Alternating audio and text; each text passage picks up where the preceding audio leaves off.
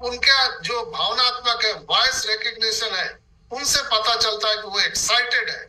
तो voice recognition से भी एआई टेक्नोलॉजी ने बहुत कमाल का काम किया है दोस्तों, जो आवाज को पहचान सकता है और उसे आपके बारे में जान सकता है।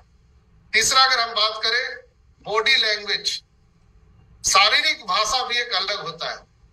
हम लोग बिना बोले शारीरिक भाषा से भी लोगों को समझा सकते हैं। इंसानों की बॉडी लैंग्वेज भी उनकी भावनाओं का संकेत देती है। एआई बॉडी मूवमेंट को और हमारे जो पोस्चर है, हाव भाव, उसके विश्लेषण करके भावनाओं को समझने का कोशिश करता है दोस्त। तो है ना कमाल की बात।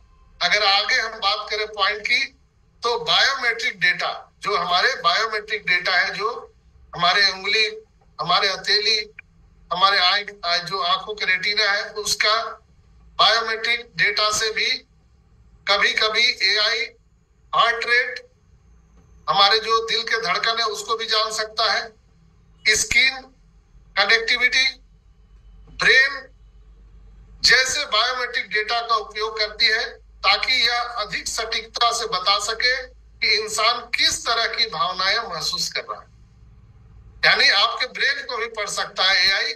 इस तरह का अभी टेक्नोलॉजी आ गया है, जिसमें हमारा AI, AR, AGI, VR, ANI, ASI, ये सारा उपयोग होने वाला है दोस्तों।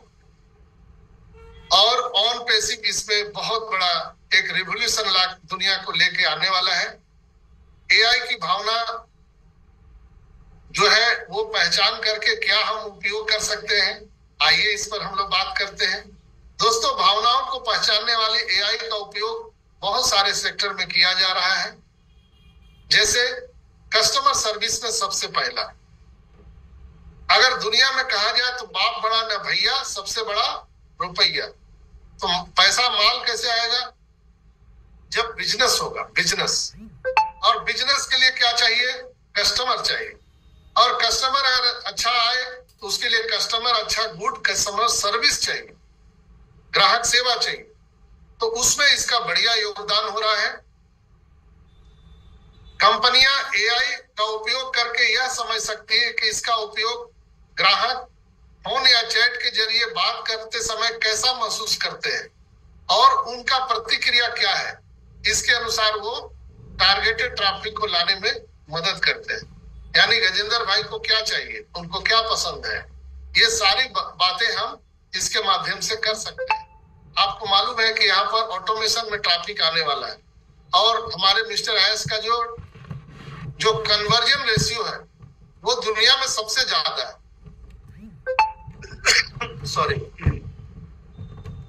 तो यहाँ पर हम लोग एआई के माध्यम से ये कस्टमर सर्विस को भी अच्छा बना सकते हैं। हमारे जो मानसिक स्वास्थ्य है, मानसिक स्वास्थ्य से जुड़े एप्स और उपकरण एआई का उपयोग करके यह पहचान सकते हैं कि यूजर मानसिक रूप से किस स्थिति में है और उन्हें सही समय पर क्या सहायता चाहिए, ये हम एप्लीकेशन से जान सकते हैं। ऑनलाइन शिक्षा जो है, ऑनलाइन एजुकेशन में भी इसका बहुत अच्छा रोल है। एआई यह समझ सकती है कि छात्र किस विषय में कठिनाई महसूस कर रहा है और उनके अध्ययन अनुभव को और बेहतर बना सकते। सोचिए कितना बड़ा चीज है गजेंद्र भाई। शिक्षा के क्षेत्र में हम लोग बच्चों लोगों को बोलते हैं तुम डॉक्टर बन जाओ, तुम इंजीनियर बन जाओ, तुम आर्किटेक्ट बन जाओ, लेकिन आपको मालूम नहीं है कि वो बनना क्या चाहता है।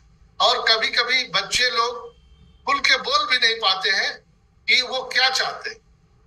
या हम अच्छे ट्यूटर हम उनको जब ला के देते हैं, अच्छे स्कूल में एडमिशन कराते हैं, तो वहां जो है टीचर वो समझ नहीं पाते हैं कि दरअसल इनमें कमी कहाँ है। ये फिजिक्स में इनका प्रॉब्लम है, मैथ में प्रॉब्लम है, जीके में प्रॉब्लम है, कहाँ प्रॉब्लम है। तो इसको एनालिसिस करने में टाइम लग जाता है, लेकिन हम इस टेक्नोलॉजी के माध्यम से हम बहुत जल्दी ये पता लगा सकते हैं कि आखिर कमी कहाँ है और तुरंत हम उसका निराकरण कर सकते हैं दोस्तों। ऑनलाइन शिक्षा में इसका बहुत बड़ा योगदान है। और ऑनलाइन चिकित्सा में भी बहुत बड़ा योगदान है। अब देखिए, ऑनलाइन चिकित्सा, जैसे डॉक्टर अमेरिका में बैठे हैं और हम लोग ट्रीटमेंट कराएंगे। मान लिया जाए कि हम और आप जो बोलते हैं, यानी बोल सकते हैं, लिख सकते हैं, वो तो बोल देंगे या लिख देंगे, लेकिन जो मूक बधिर है वो क्या कर सकते हैं? वो तो न बोल सकते हैं न लिख सकते हैं, उनका कैसे होगा? ऑन पैसिव में भी बहुत सारे हमारे फाउंडर भाई बहन हैं जो मूक बधिर हैं, न वो बोल सकते हैं, न सुन सकते हैं, न लिख सकते हैं। उनके लिए भी हम टेक्नोलॉजी लेकर के आ रहे हैं। और सबसे बड़ा चीज, आज चाइल्ड डेथ का जो ग्राफ है, यानी बच्चों में जो मृत्यु दर है, वो बहुत ज्यादा है। इवन इंडिया में ही नहीं, पूरे विश्व में। आज हम इस टेक्नोलॉजी के माध्यम से हम चाइल्ड डेथ रेशियो को कम कर सकते हैं। इसलिए कि क्या होता है कि बच्चे जब रोने लगते हैं तो हम समझ नहीं सकते, क्योंकि वो बोल नहीं पाते हैं कि उनके हुआ क्या है। लेकिन इस टेक्नोलॉजी से हम पता लगा सकते हैं कि उनके पूरे बॉडी में क्या कमी है, उसको हम फाइंड आउट कर सकते हैं और उनको उचित हम चिकित्सा दे सकते हैं। तो रियल शिक्षा, चिकित्सा, व्यापार, हर चीज में आज ये जो है बहुत अच्छी भूमिका निभा रहा है दोस्तों। हालांकि एआई भावना पहचानने में सक्षम हो रही है, लेकिन इसमें अभी भी कई चुनौतियां हैं, उस पर काम चल रहा है। और जैसे कि बहुत सारे भिन्न भिन्न तरह के सांस्कृतिक हैं और व्यक्तियों का हाव भाव अलग होते हैं, भाषा अलग है, भेष अलग है, रहन सहन अलग है। तो एआई के लिए जो वर्ल्ड लेवल पर अगर रूप से काम करने की बात है भावनाओं को समझने के लिए, तो अभी उतना कारगर नहीं हुआ है, लेकिन इस पर काम चल रहा है। इसके अलावा गोपनीयता, प्राइवेसी भी एक बड़ा मुद्दा है, क्योंकि एआई को व्यक्तिगत डेटा का उपयोग करना पड़ता है। यहीं पर आकर के लेखक का, राइटर का कलम रुक जाता है कि जो पर्सनल डेटा है, प्राइवेसी है, हम उसको कैसे बचाएं। चूंकि इसके बिना ये एल्गोरिदम मशीन लर्निंग सीखेगा नहीं। चैट जीपीटी में वही डालते हैं जो पहले से उसको नॉलेज है। लेकिन ये टेक्नोलॉजी आने के बाद में चैट जीपीटी ऐसा हो जाएगा कि जैसे हमारे लिए अभी अंतर्देशीय या पोस्टकार्ड है। हम पोस्टकार्ड या अंतर्देशीय को जैसे कैसे हम लोग मजाक में लेते हैं, कोई अगर आपके दरवाजे पर राजदूत खड़ा कर दे तो कैसा लगेगा? राजदूत जो मोटरसाइकिल आता था, बजाज चेतक, कैसा लगेगा आपको? किसी लड़के का अभी शादी हो और उसको वो मोटरसाइकिल दे हम लोग, राजदूत, लेगा क्या जिलानी भाई? लेगा? वो नहीं लेगा, फ्री में भी नहीं लगेगा।